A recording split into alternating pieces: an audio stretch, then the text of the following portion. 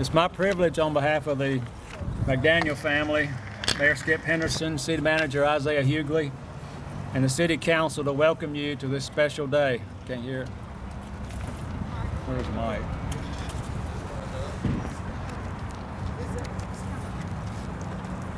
I don't know how to turn it on. Hold it. Can you hear me now?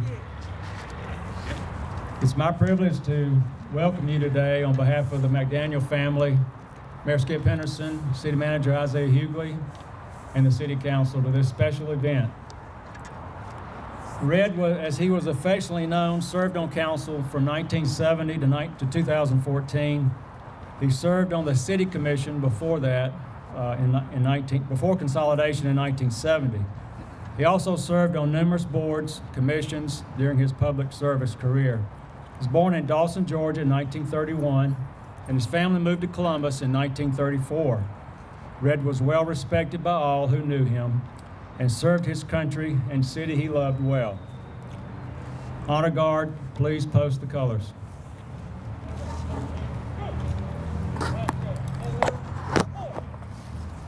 Please stand.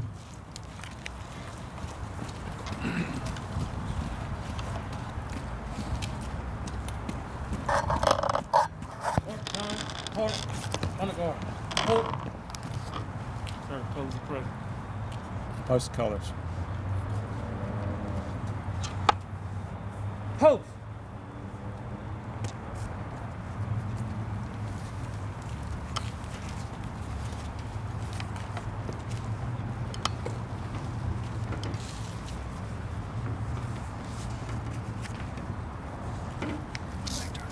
Freeze, head.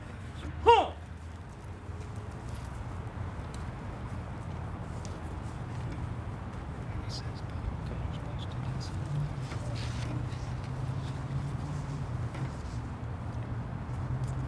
Pledge allegiance to the flag. Pledge allegiance to the flag of the United States of America and to the republic for which it stands, one nation, under God, indivisible, for liberty and justice for all. Amen. Order! Huh. Center, peace. Over. Huh.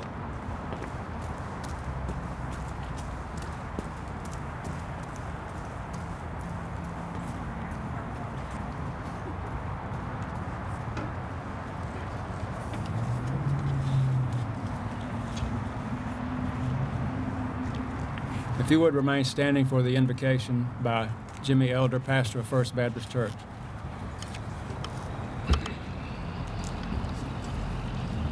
It was my privilege to be Red's pastor and to be his friend. I always said we had breakfast once a month together, and he still comes up in my calendar once a month. So Red is still around somewhere. That's a special blessing. Would you bow with me as we together offer a prayer for this day? Lord, as we bow before you, we're grateful for Red McDaniel and for the example that he has set as one who understood public service, was willing to give himself in public service, and always had a heart for his constituents. Thank you for his love for this community and the indelible mark that his leadership has left with us. As this building is dedicated, as his name is emblazoned on the front, may it always be a place that stands as a reminder that government belongs to the people, that the ear is always tuned to them, that arms are always open to receive the needs and to care for the community, and that with each person who serves under this roof, may they leave office with it a better place than when they came. May they leave with government being even more respected than it was when they came. And may they leave having inspired the next generation to take up the reins and to do their part.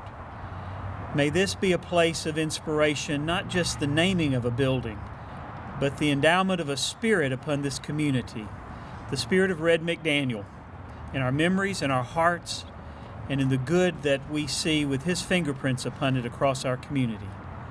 Thank you for your grace in allowing us to have his life cross our paths. May we be responsible in the years ahead. Bless his family, bless his memory, bless his mission. In your precious name we offer this prayer. Amen. Reverend Keenan Franklin is the minister of music at First Baptist and was Red's minister of music for many years. Red loved the music, loved being a part of that church, and Keenan will come now and share with us.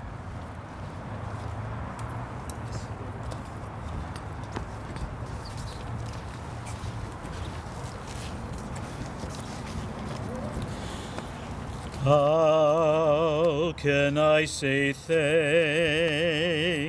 for the things you have done for me? Things so undeserved, yet you give to prove your love for me. The voices of a million angels could not express my gratitude. All that I am and ever hope to be, I owe it all to thee. To God be the glory. To God be the glory. To God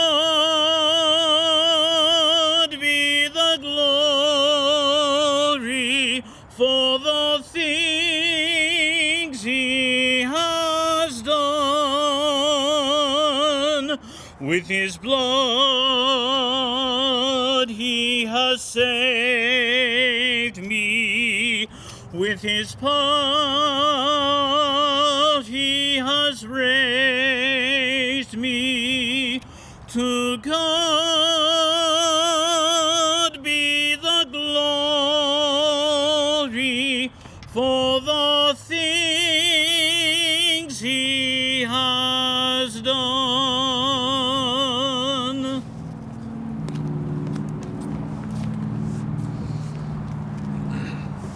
Thank you, sir. You know, we're here to celebrate and honor our friend Red McDaniel, who served on council for 38 years. But Red, as we affectionately knew him, was also called Red Joe by his grandchildren and great-grandchildren. And I'd like to take this opportunity to recognize the family of Red. If y'all would stand just a minute. Thank y'all for being here. I know that would make Red smile. He loved his family, especially his grandchildren, and he talked and bragged about them often. If I could take upon a personal privilege, my brother Stan is here, and we met Red and his family back in the 1960s when we were working in my dad's campaign and other things. And Stan and Chuck have become really good friends over the years, friends since then. There were several people who worked really close with my dad in forming the city government that we know now in consolidation. There were some long nights and some tough issues that were handled and worked on. And some people worked really close with him, some people that he could count on like a brother. And he told me that he considered Red McDaniel one of those folks like a brother. That was very endearing to me to hear him say that. When I was thinking about running for council, I was working at Aflac, I called Red, one of the first calls I made. And I asked him, I said, how long does it take each week to be a counselor? He said, oh, just a couple hours. He said, come on down there, I need some help. And when I reminded him that it takes a little more than a couple hours, he said, I know, but ain't it fun? We all enjoyed Red's quick wit during council meetings, and you did not want to be on the receiving end of his humorous jabs. Now, I don't remember who said this or when it was, what issue we were talking about, but Red was trying to convince us to support an issue. And one counselor said, "You're never going to get everybody to go along with that." And he looked at him and smiled, as only Red can do. And he said, "I don't need everybody. I only need 6." And he has been quoted over and over with that quite often, hadn't he, Counselor Thomas? Red will be forever in our hearts. His legacy will live on by our dedication today to honor him for his love of Columbus and his service to the citizens of Columbus. And now, if you'll join me in welcoming Counselor Nathan Suber to the podium to share a few words with us.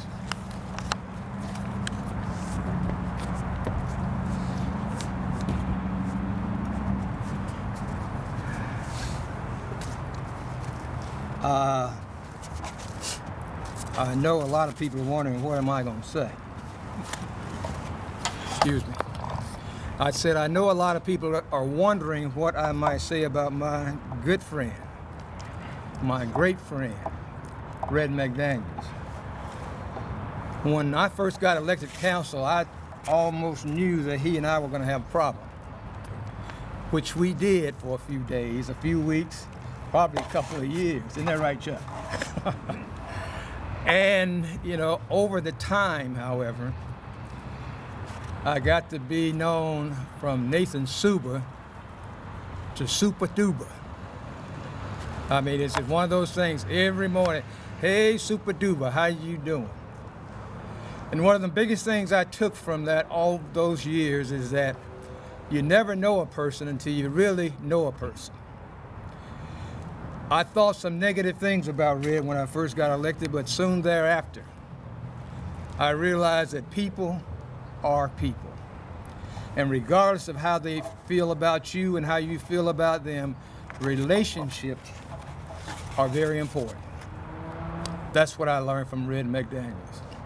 There are a number of people that said you can't trust him, black and white. There are a number of people that said you can't get along with him, black and white.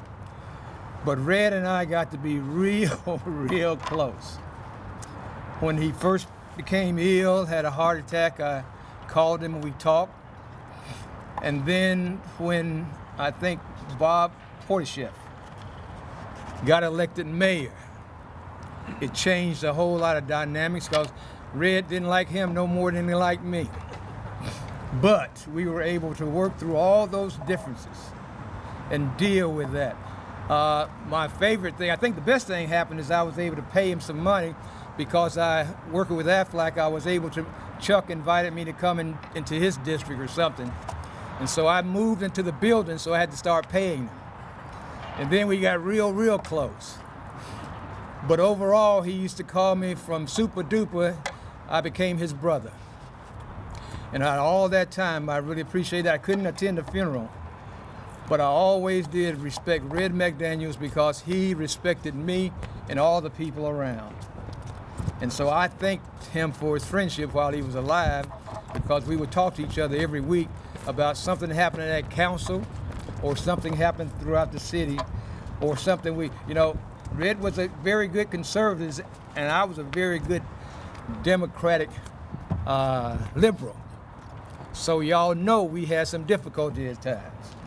But overall, we were able to get through all that. And I loved him just like he told me all the time, I love you, bro. And so that's what I can tell you about my friend, Red McDaniels. Thank you.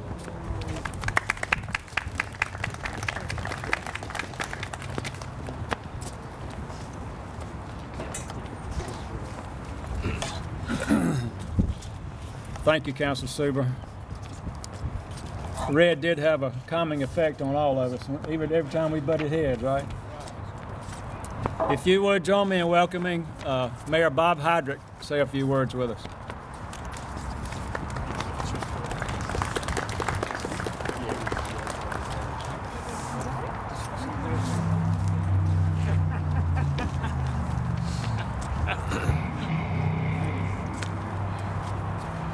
When Richard Bishop called me and asked me if I would say a few words today, he said the word few about 6 times to remind me of that he only wanted me to say a very. But it's hard to talk about Red McDaniel in a few words. I've known Red a long, long, long time. I first heard of Red when I went to Columbus High School in the 7th grade. We were the last 7th grade class. Red was a senior, and Red was a legend because Red was a good-looking guy. He was popular. He was easy to get along with. Everybody liked Red McDaniel. And he was the star of the football team. He participated in all the athletics, and he was really a legend in that school. Now, we didn't know anything about Columbus High when we went. We didn't know where the library was, where the cafeteria was, but the one thing we learned quickly was that Red McDaniel was a legend. Now, Red and Joe Hall, for a long time, and I don't know, maybe still do, for all I know, held the record for the longest touchdown pass ever thrown at Memorial Stadium. 90-some-odd yards. I think it was 98, may have been 96. And you got two different, Red said 99. Well, it got longer every year. And if you heard Red's version of it, he threw the ball 75 yards in the air, and Joe caught it and ran into the end zone. Now, I got to know Joe Hall later in life, and Joe Hall said that wasn't true, that Red threw the ball 25 yards, and he ran with it 70 yards into the end zone. But that was the first time that I ever heard the name Red McDaniel. In the fall of 1955, I went to Mercer, enrolled in the freshman class, and went out for rush and went to the Phi Delta Theta suite to meet them. And I walked in and I introduced myself to the rush chairman. I said, "I'm Bob Heydrich from Columbus, Georgia." First thing he said to me was, "Do you know Red McDaniel?" I said, "Well, I know of Red McDaniel." He said, "Well, he is a legend around here." Red had gone to Florida on a football scholarship, but had had an injury, and he had come back to school and went to school at Mercer. And he was, of course, the star of the intramural football team the Phi Deltas had. At that time, Mercer didn't have a football team. So the only fall sports were the intramural football games between the various fraternities and so forth. And Red also was legendary at being a ladies' man. There were a lot of young ladies at Wesleyan and Mercer co-eds who were smitten with Red through the years. But that all ended when he met Joanne Womack, who was a Chi. He found the love of his life in Joe, and they had a wonderful marriage and a wonderful family life for many, many years. The only thing that I regret about this ceremony is that she couldn't be here today to be part of it and to see Red honored, receiving the honor that he so richly deserves. I got to know Red personally when I ran his campaign in 1968. Gary's dad called me one day and he said, "You know, I'm going to run for mayor of the city." This is the old city commission. And he said, "I've got to get 3 people on that with me so that we can get some things done." And I've talked Red McDaniel into running for the city council or city commission, and he said, "I told him you would manage his campaign." And I said, "Oh, you told him that?" And he said, "Yeah." I said, "I want you to do it, and I want you to get him elected because we're going to need his vote when we get there." And I ran all of Red's campaigns from then on, from the time I was at that one, except for the one he lost in 1974. Red was a great guy. He was a great guy. But his legend extends to his service on the council. Red was the go-to counselor. If you had any kind of problem, whether it was a stopped-up storm drain or it was a pothole in your street, you could call Red, whether you were in his district or not, and Red would take care of it. Red understood the most fundamental thing about serving in city government, or government at any level. The government is not the master of the people, it is their servant.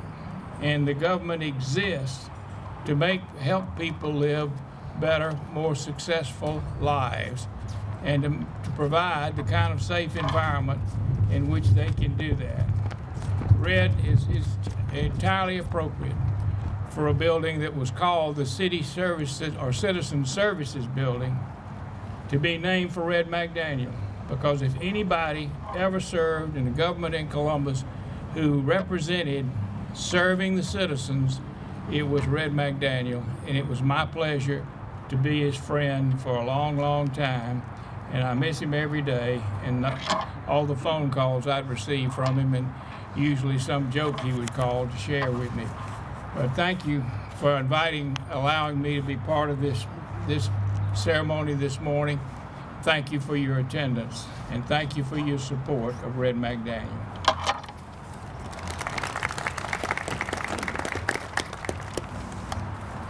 Thank you, Mayor Hydrick.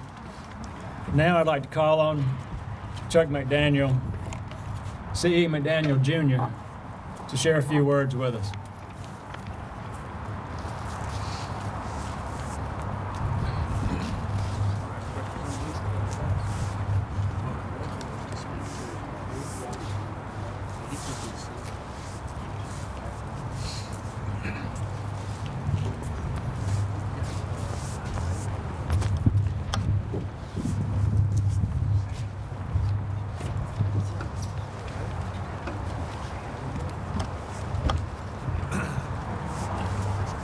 Mayor Hydrick, they didn't have to tell me to keep it to a few words. Well, I'd like to thank everybody for being here and tell you just how humbled we are for this honor. And believe it or not, Nathan, how humble Red would have been for this honor. He might not have shown it, but I promise you it would have humbled him.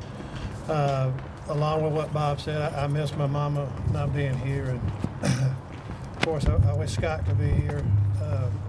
Because he was very proud of my dad, and my dad was proud of his family. This is Carson, Charlie, Lisa, Sam, Trent, and this is Charles E. McDaniel III. So he has a big legacy and big shoes to fill, but I'm sure he will. But again, I just want to say how proud we are and how humble we are and how appreciative we are of this honor. And us as a family will do everything we can to live up to his legacy. Well, thank you very much.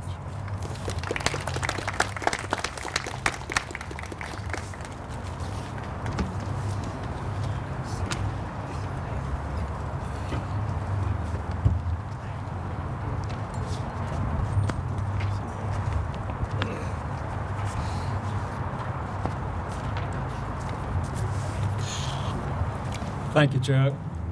We'll now hear from City Manager Isaiah Hughley. Help me welcome the City Manager.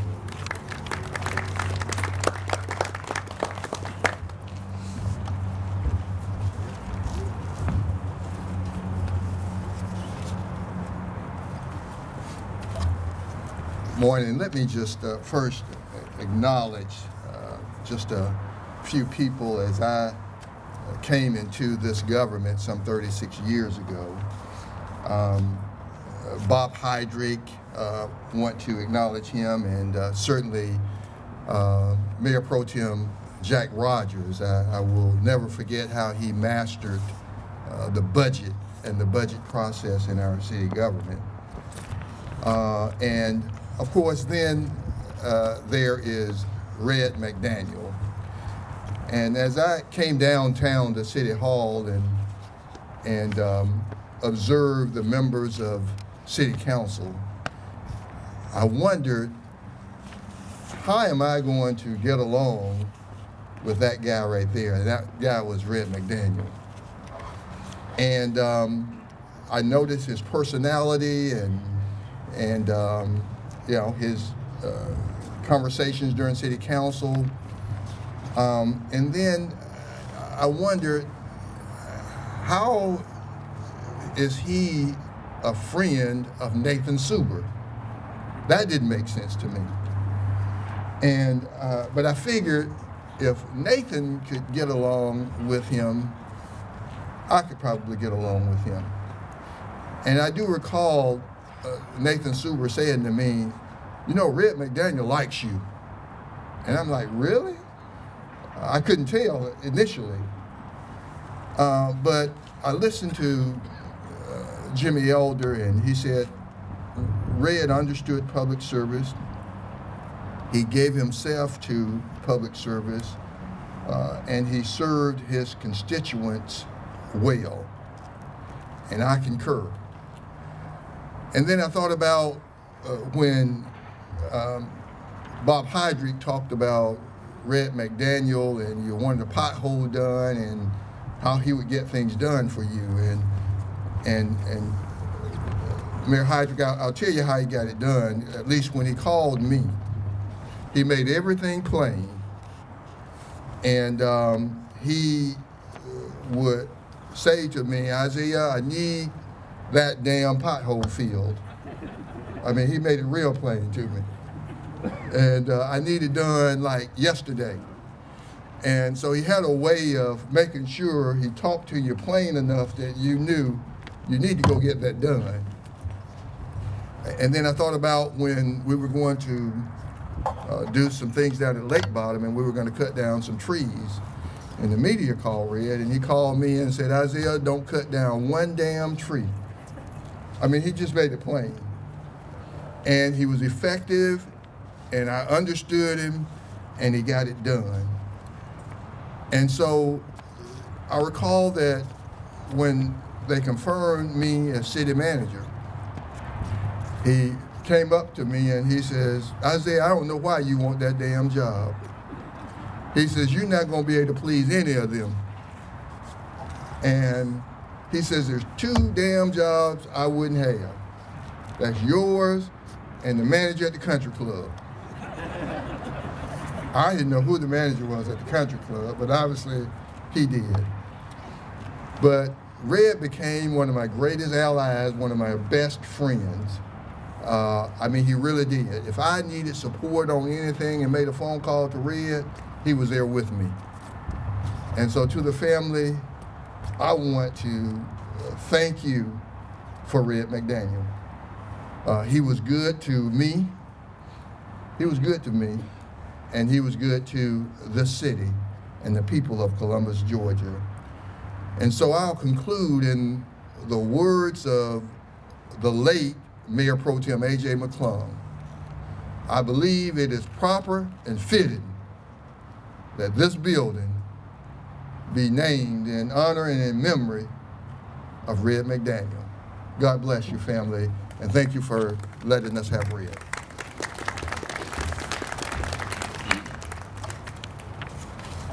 I remember after City Manager Isaiah was appointed, a few of us counselors would ask him about different things, and Isaiah, I remember Red hollering over there, and I said, let him do his damn job. Forgive me, Mother. I hope she doesn't hear me this. Now we're going to hear from City Councilor Walker Garrett. Join me in welcoming Walker.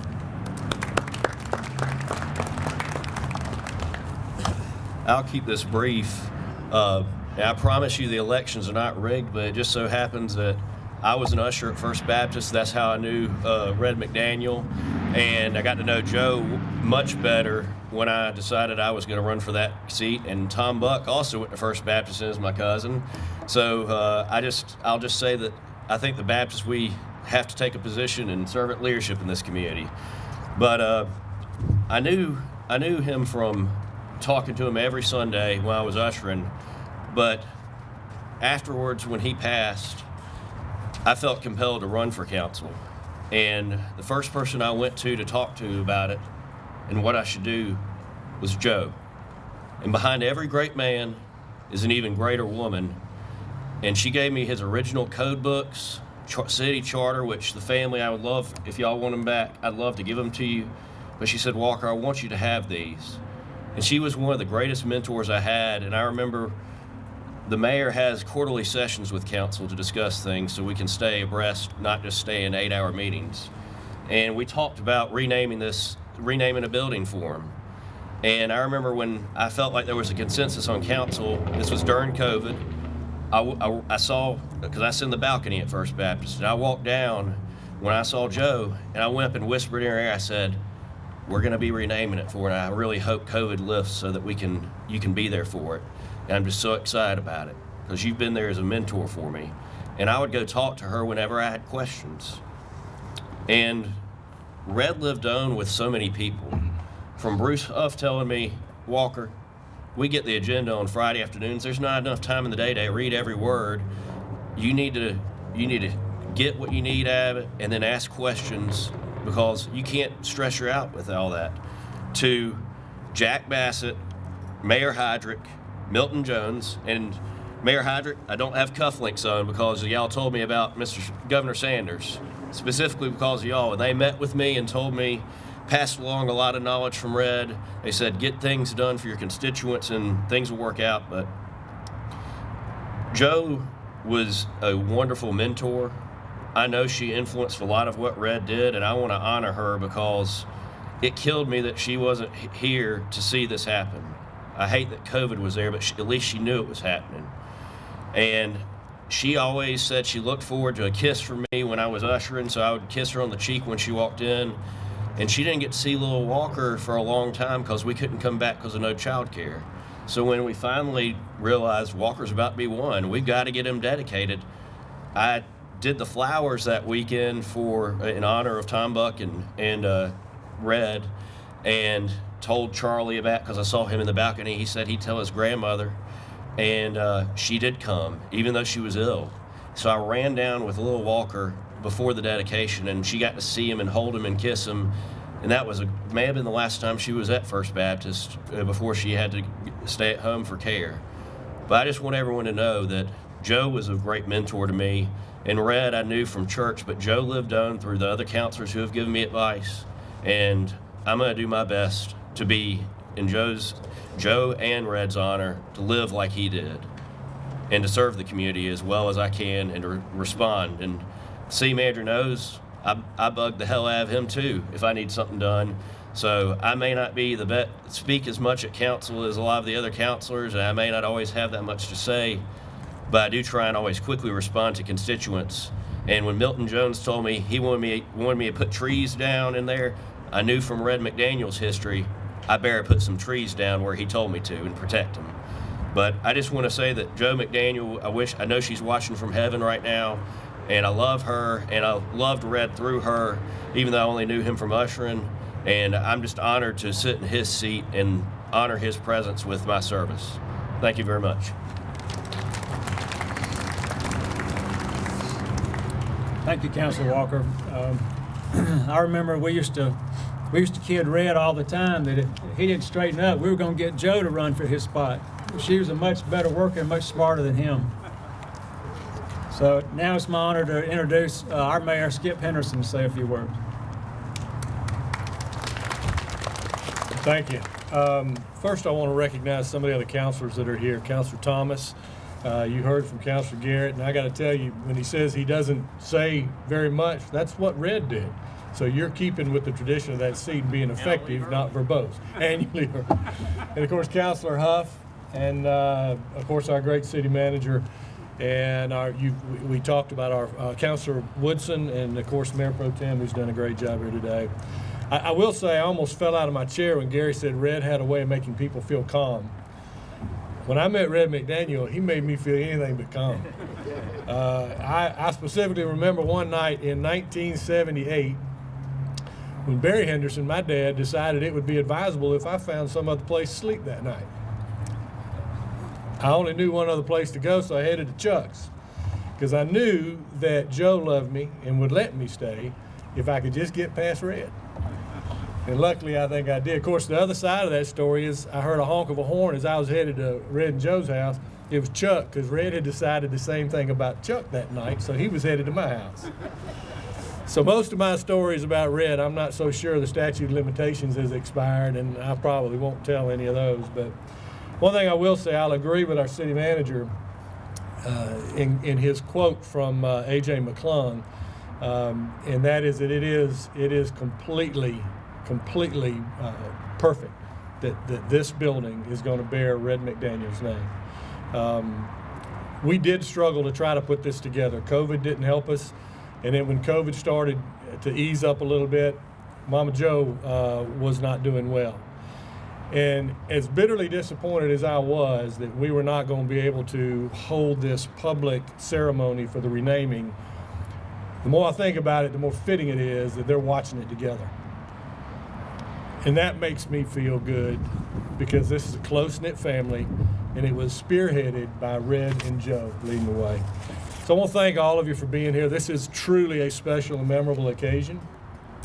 And now I'm going to ask the family, if they would, and all the elected officials make their way to the ribbon, and we will officially cut the ribbon on the C.E. Red McDaniel Citizen Service Center.